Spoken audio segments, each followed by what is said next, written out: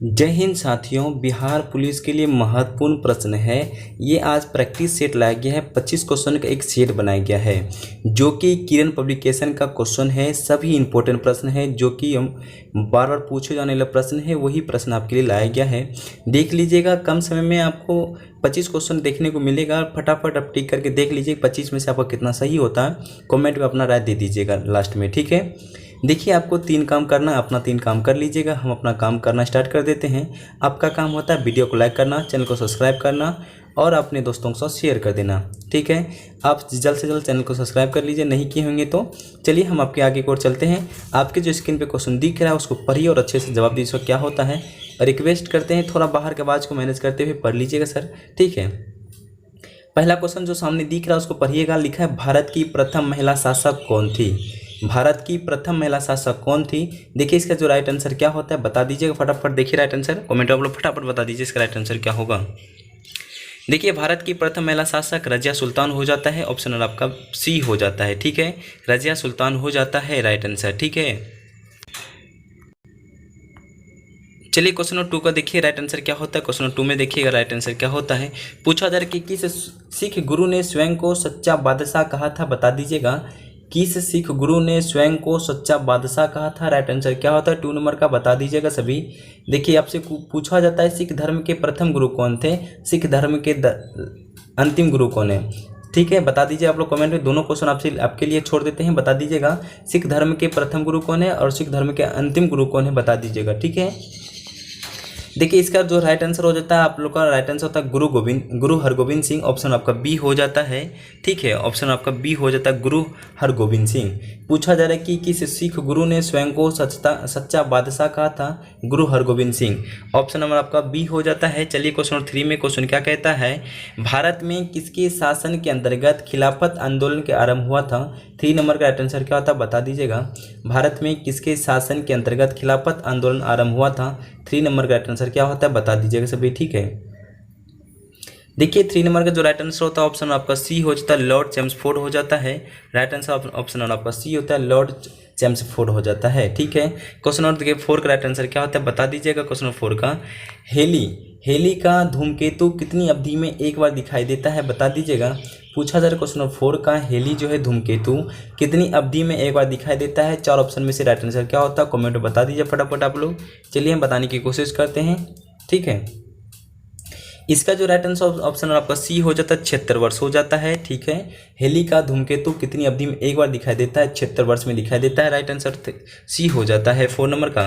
5 का क्वेश्चन देखिए, भारत में नगर पालिका आयुक्त की नियुक्ति कौन करता है? भारत में नगर पालिका आयुक्ति जो है नियुक्ति कौन करता है? देखिए 5 नंबर का जो राइट आंसर होता है बता दीजिएगा सभी। 4 ऑप्शन में से राइट आंसर क्या होता है सभी बता दीजिएगा 5 नंबर का। देखिए, भारत में जो है नगर पालिका आयुक्त जो नियुक्ति करता है राज्य सरकार करता है। ऑप्शन आपका डी हो जाता है राइट आंसर। ऑप्शन आपका डी हो जाएगा, ठीक है। क्वेश्चन देखिए 6 का राइट आंसर क्या होता है बता दीजिएगा। क्वेश्चन 6 का क्वेश्चन पूछा जा रहा है, निम्न में से वह सागर कौन सा है जो भूबद्ध है? देखिए इंपॉर्टेंट क्वेश्चन बता दीजिएगा, निम्नलिखित में से वह सागर कौन सा है जो भूबद्ध है? 6 नंबर का राइट आंसर क्या होता है बता दीजिएगा सभी, ठीक है। देखिए, इसका जो है राइट आंसर होता है ऑप्शन आपका डी अरल सागर हो जाता है। ऑप्शन आपका डी हो जाता है राइट आंसर, अरल सागर। पूछा जा रहा है क्वेश्चन नंबर 6 में, निम्नलिखित में से वह सागर कौन सा है जो कि भूबद्ध है? ऑप्शन आपका डी होता है, अरल सागर हो जाएगा, ठीक है। क्वेश्चन देखिए 7 का राइट आंसर क्या होता है बता दीजिएगा। 7 कहता है, शिव समुद्रम जलप्रपात किस नदी के मार्ग में पाया जाता है? क्वेश्चन 7 में कहता है, शिव समुद्रम जलप्रपात किस नदी के मार्ग में पाया जाता है? क्वेश्चन 7 का जो है राइट आंसर क्या होता है बता दीजिएगा सभी, ठीक है। देखिए, इसका जो है राइट आंसर होता है ऑप्शन आपका सी कावेरी हो जाता है। राइट आंसर कावेरी होता है, ठीक है। शिव समुद्रम जलप्रपात किस नदी के मार्ग में पाया जाता है? ऑप्शन आपका सी हो जाता है कावेरी, ठीक है। कावेरी नदी हम लोग राइट आंसर सी होता है। 8 नंबर का क्वेश्चन क्या कहता है देख लीजिए। 8 नंबर का, प्राचीनतम अंतर्राष्ट्रीय एयरल लाइन है। पूछा जा रहा है 8 नंबर में प्राचीनतम जो अंतर्राष्ट्रीय एयरल लाइन जो है बता दी। राइट आंसर क्या होता है 8 नंबर का सभी, ठीक है। कॉमेंट में बता दीजिएगा। देखिए, इसका जो है राइट आंसर होता है HKLM, ठीक है। ऑप्शन आपका ए हो जाता है राइट आंसर, देख लीजिएगा एक बार। ऑप्शन आपका ए हो जाता है HKLM, ठीक है। ऑप्शन आपका ए हो जाता है। चलते क्वेश्चन नंबर 9 में क्वेश्चन क्या कहता है देख लीजिएगा। सुलभ राजवंश की स्थापना किसने की थी? सुलभ राजवंश की स्थापना किसने की थी? 9 नंबर का जो राइट आंसर होता है बता दीजिएगा राइट आंसर क्या होगा। देखिए क्वेश्चन 9 में कहता है सुलभ राजवंश की स्थापना किसने की थी। 9 नंबर के जो राइट आंसर बता दीजिएगा राइट आंसर क्या होता है। देखिए 4 ऑप्शन में से राइट आंसर क्या होगा बता दिए कमेंट में। देखिए इसका जो है राइट आंसर होता है ऑप्शन आपका सी नरसिंहा हो जाता है। ठीक है, सुलभ राजवंश की स्थापना किसने की थी? ऑप्शन आपका बी नरसिंहा हो जाता है। याद कर लीजिएगा, बहुत इंपॉर्टेंट क्वेश्चन है। देखिए 10 नंबर का क्वेश्चन क्या कहता है देख लीजिएगा। पूछा जा रहा है कि बांदीपुर राष्ट्रीय उद्यान कहाँ स्थित है। देखिए इंपॉर्टेंट प्रश्न है, आप लोग का एक प्रश्न आएगा ही राष्ट्रीय उद्यान से, आप लोग पढ़ लीजिएगा। ठीक है, बांदीपुर राष्ट्रीय उद्यान कहाँ स्थित है। देखिए 10 नंबर का जो राइट आंसर बता दीजिएगा सभी। ठीक है, बांदीपुर राष्ट्रीय उद्यान हो जाता है मैसूर हो जाएगा। राइट आंसर ऑप्शन आपका बी हो जाता है मैसूर। ठीक है, मैसूर में स्थित है, याद कर लीजिएगा ऑप्शन बी होता है। 11 नंबर का देखिए क्वेश्चन क्या कहता है। 11 में कहता है कि भारत में राष्ट्रीय मांस तथा पेट्रोलियम प्रसंस्करण केंद्र कहाँ पर है बता दीजिएगा। 11 नंबर का राइट आंसर क्या होता है। चलिए फटाफट बता दिए कमेंट में 11 नंबर का राइट आंसर क्या होता है। देखिए इसका जो है राइट आंसर होता है ऑप्शन आपका ए हो जाता है नई दिल्ली। राइट आंसर क्या होता है नई दिल्ली हो जाता है। भारत में राष्ट्रीय मांस तथा पोल्ट्री प्रसंस्करण केंद्र जो कहाँ पर है नई दिल्ली में है। ऑप्शन आपका ए हो जाता है। 12 नंबर का देखिए क्वेश्चन क्या कहता है। 12 में कहता है बिहार के किस जिले में सबसे अधिक नहर सिंचित क्षेत्र है बता दिए। 12 नंबर का क्वेश्चन क्या कहता है। ठीक है, मिस्टेक थोड़ा टाइपिंग हो गया, यहाँ पे नहर होना चाहिए, आपको यहाँ पे मिस्टेक हो गया, यहाँ पे नहर लिखा है। ठीक है, यहाँ होगा नहर। ठीक है, नहर हो जाता है। क्वेश्चन कहता है कि बिहार के किस जिले में सबसे अधिक नहर सिंचित क्षेत्र है बता दीजिए राइट आंसर क्या होता है। ठीक है, देखिए इसका जो है राइट आंसर होता है पश्चिम चंपारण हो जाता है। आप लोग का राइट आंसर होता है पश्चिमी चंपारण। ऑप्शन आपका ए हो जाता है। बिहार के किस जिले में सबसे अधिक नहर सिंचित क्षेत्र है, पश्चिमी चंपारण हो जाता है। याद कर लीजिए, बहुत अच्छा क्वेश्चन है, पूछ ही लेता है बिहार पुलिस में। ठीक है, देखिए 30 नंबर का क्वेश्चन क्या कहता है देख लीजिएगा। 30 नंबर का, भारतीय संविधान के किस अनुच्छेद में उपराष्ट्रपति को हटाने की प्रक्रिया दी हुई है। 30 नंबर का क्वेश्चन कहता है भारतीय संविधान के किस अनुच्छेद में उपराष्ट्रपति को हटाने की प्रक्रिया दी हुई है। 30 नंबर का राइट आंसर क्या होता है बता दीजिएगा सभी। ठीक है, देखिए अनुच्छेद 67 जो है इसमें आप लोग का राइट आंसर ऑप्शन ए हो जाता है, अनुच्छेद 67 हो जाता है। ठीक है, याद कर लीजिएगा। पूछा जा रहा है कि भारतीय संविधान के किस अनुच्छेद में उपराष्ट्रपति हटाने की प्रक्रिया है। अनुच्छेद आपका 67 में देकर रखा है, सभी याद कर लीजिएगा। ठीक है, हम लोग चलते हैं क्वेश्चन नंबर 14 में। क्वेश्चन 14 में क्या कहता है देख लीजिएगा। बलवंत राय, देखिए यहाँ थोड़ा मिस्टेक हो गया, यहाँ पर भी टाइपिंग में यहाँ लिखना चाहिए राय। ठीक है, बलवंत राय मेहता जो है कमेटी ने सुझाव दिया था कि पंचायती राज की संरचना का स्तर होना चाहिए। क्वेश्चन कहता है बलवंत राय मेहता कमेटी ने सुझाव दिया था कि पंचायती राज की संरचना का स्तर। देखिए इसका जो है राइट आंसर हो जाता है ऑप्शन आपका एक ग्राम, ब्लॉक और जिला हो जाता है। राइट आंसर हो ग्राम, ब्लॉक और जिला हो जाता है। ठीक है, 15 नंबर का देखिए क्वेश्चन क्या कहता है। 15 नंबर का क्वेश्चन 15 नंबर का देख लीजिएगा। निम्नलिखित में से कौन सा भारतीय राजा भारत का नेपोलियन के रूप में जाना जाता है बता दीजिएगा। निम्नलिखित में से कौन सा भारतीय जो है राजा है भारत के नेपोलियन के रूप में जाना जाता है। देखिए 15 नंबर का राइट आंसर क्या होता है बता दीजिएगा सभी। ठीक है, का जो राइट आंसर होता है ऑप्शन आपका सी हो जाता है। समुद्रगुप्त को कहा जाता है भारत का नेपोलियन। ठीक है, याद कर लीजिए, बहुत अच्छा क्वेश्चन है। ऑप्शन नंबर सी हो जाता है नेपोलियन। देखिए 60 नंबर का क्वेश्चन क्या कहता है देख लीजिएगा। 60 नंबर का क्वेश्चन क्या कह रहा है देखिए। 60 नंबर का क्वेश्चन कहता है वह ग्रह जो दक्षिणावर्त घूर्णन करता है। राइट आंसर क्या होता है, 4 ऑप्शन में से राइट आंसर बता दीजिएगा। वह ग्रह जो दक्षिणावर्त घूर्णन करता है। 60 नंबर का राइट आंसर क्या होता है बता दीजिएगा सभी। ये जो हो जाता है राइट आंसर आप लोग शुक्र ग्रह को कहा जाता है, चमकीला भी ग्रह कहा जाता है। ठीक है, याद कर लीजिए, शुक्र हो जाता है ऑप्शन आपका बी। 17 नंबर का क्वेश्चन क्या कहता है देख लीजिएगा।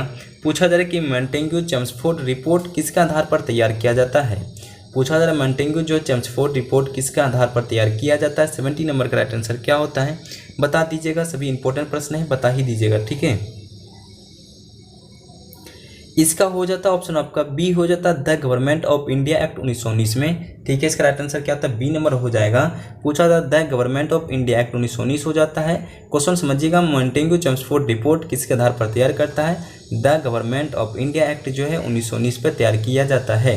18 नंबर का क्वेश्चन क्या कहता है देख लीजिए। 18 नंबर का क्वेश्चन पूछा जा रहा है कि निम्नलिखित 4 वेदों में से कौन सा वेद तैत्तिरीय एवं वात्स्ययन विभक्त है बता दीजिए। 18 नंबर का क्वेश्चन क्या कहता है फटाफट बता दीजिएगा सभी। ठीक है, देखिए पूछा जा रहा है इसका जो राइट आंसर होता है ऑप्शन और बी हो जाता है यजुर्वेद हो जाएगा। सभी याद कर लीजिए, यजुर्वेद हो जाता है। 19 नंबर का क्वेश्चन क्या कहता है देख लीजिएगा। 19 नंबर का क्वेश्चन कहता है भारत के उपराष्ट्रपति को हटाने का प्रस्ताव कहाँ लाया जा सकता है। 19 नंबर क्वेश्चन क्या आता है कि भारत को उपराष्ट्रपति जो हटाने का प्रस्ताव कहाँ लाया जा सकता है। इंपॉर्टेंट प्रश्न है, पूछ लेता है पॉलिटी का, ठीक है। ये सब बहुत प्रश्न पूछे जाने वाला प्रश्न है, बताए थे शुरू में ही, हर प्रश्न पूछे जाने वाला ही प्रश्न आपके सामने लाया जाता है, ठीक है। 19 नंबर का क्वेश्चन क्या कहता है, देख लीजिए, बता दीजिए राइट आंसर क्या होता है। देखिए, इसको हटाने का केवल राज्यसभा में ही लाया जाता है। ऑप्शन आपका डी हो जाता है, केवल राज्यसभा में, ठीक है। 20 नंबर का क्वेश्चन क्या कहता है, एक बार देख लीजिए। 20 नंबर को भी पूछा जा रहा है कि निम्नलिखित में से कौन सा पनामा के सीमा से नहीं सटा हुआ है, बता दीजिएगा। 20 नंबर का क्वेश्चन क्या कहता है, निम्नलिखित में से कौन पनामा के समीप नहीं सटा हुआ है। 20 नंबर का बता दीजिएगा राइट आंसर क्या होता है, ठीक है। देखिए, इसका जो राइट आंसर होता है वेनेजुला हो जाता है राइट आंसर, ठीक है, वेनेजुला हो जाएगा, ठीक है। 20 का ऑप्शन आपका डी हो जाता है, वेनेजुला। 21 का क्वेश्चन क्या कहता है, देख लीजिए। 21 का, किसके शासन में भारत का राजधानी कोलकाता से नई दिल्ली स्थापित हुई थी। पूछा जा रहा है, ये भी महत्वपूर्ण प्रश्न है, किसके शासन में भारत की राजधानी कोलकाता से नई दिल्ली स्थापित हुई थी, बता दीजिएगा। 21 का राइट आंसर क्या होता है। ऑप्शन आपका ए हो जाएगा, ठीक है, ऑप्शन आपका ए हो जाएगा, लॉर्ड हार्डिंग हो जाता है। 22 का क्वेश्चन क्या कहता है, देख लीजिए। 22 का, संविधान की व्याख्या करने के लिए भारत में उच्चतम प्राधिकरण कौन है। 22 का क्वेश्चन पूछा जा रहा है कि संविधान की व्याख्या करने के लिए भारत में उच्चतम प्राधिकरण कौन है, बता दीजिए। 22 का राइट आंसर क्या होता है, ठीक है। देखिए, इसका हो जाता है सर्वोच्च न्यायालय हो जाएगा, राइट आंसर आपका सर्वोच्च न्यायालय हो जाता है। संविधान की व्याख्या करने की भारत में उच्चतम प्राधिकरण हो जाता है सर्वोच्च न्यायालय को, सुप्रीम कोर्ट को, ठीक है। 22 का राइट आंसर ऑप्शन बी हो जाता है। 23 का क्वेश्चन क्या कहता है, देख लीजिएगा। प्रसिद्ध फतेहपुर सीकरी को किसने बनवाया था। प्रसिद्ध जो फतेहपुर सीकरी जो किसने बनवाया था। 23 का राइट आंसर क्या होता है, बता दीजिएगा। सभी बहुत ही महत्वपूर्ण प्रश्न है। देखिए, प्रसिद्ध फतेहपुर सीकरी को किसने बनवाया था, इसका राइट आंसर होता है अकबर, ऑप्शन आपका डी हो जाता है, ठीक है। राइट आंसर क्या था, अकबर होता है। देखिए, 24 का राइट आंसर क्या कहता है, बता दीजिएगा। 24 में क्वेश्चन कहता है कि 1600 ईस्वी में लगभग बिहार की यात्रा करने वाला अब्दुल लतीफ़ कहाँ का रहने वाला था, बता दीजिएगा। 24 का राइट आंसर क्या होता है। थोड़ा इसमें से है ना सेटिंग करने में दिक्कत हो गया है, इसको देख लीजिएगा। 24 का राइट आंसर क्या होता है, बता दीजिएगा। इसका हो जाता है ईरान, ऑप्शन आपका ए हो जाता है ईरान। हम क्वेश्चन को पढ़ के और समझा देते हैं। 1600 ईस्वी में लगभग बिहार की यात्रा करने वाला अब्दुल लतीफ़ जो कहाँ का रहने वाला था, ईरान के रहने वाला था, ठीक है, याद कर लीजिए, ईरान का हो जाता है। 25 का क्वेश्चन क्या कहता है, देख लीजिए। 25 का भी पूछा जा रहा है कि बिहार राज्य में कहाँ विक्रमशिला गंगा डॉल्फिन अभ्यारण्य स्थित है, बता दीजिएगा। 25 का राइट आंसर क्या होता है। पूछा जा रहा है कि बिहार राज्य में कहाँ विक्रमशिला जो है गंगा डॉल्फिन अभ्यारण्य स्थित है। सभी को पता है, बहुत अच्छा क्वेश्चन है, ये भागलपुर में ही सिर्फ है, अदरवाइज एशिया में पहला कहाँ है, बिहार में, बिहार के भागलपुर जिला में है। बिहार राज्य में कहाँ विक्रमशिला गंगा डॉल्फिन अभ्यारण्य स्थित है, भागलपुर में है, ऑप्शन आपका बी हो जाता है। देखिए, सेशन कैसा लगा आप लोग बता दीजिएगा। 25 में से आपका कितना सही होता है, कमेंट में सभी जवाब दे दीजिएगा, ठीक है। प्यारा सा कमेंट भी कर दीजिएगा। आप सभी सपोर्ट करने के लिए आप सभी को धन्यवाद, और थोड़ा सपोर्ट कर दीजिएगा, ठीक है। दिल से धन्यवाद। जय हिंद।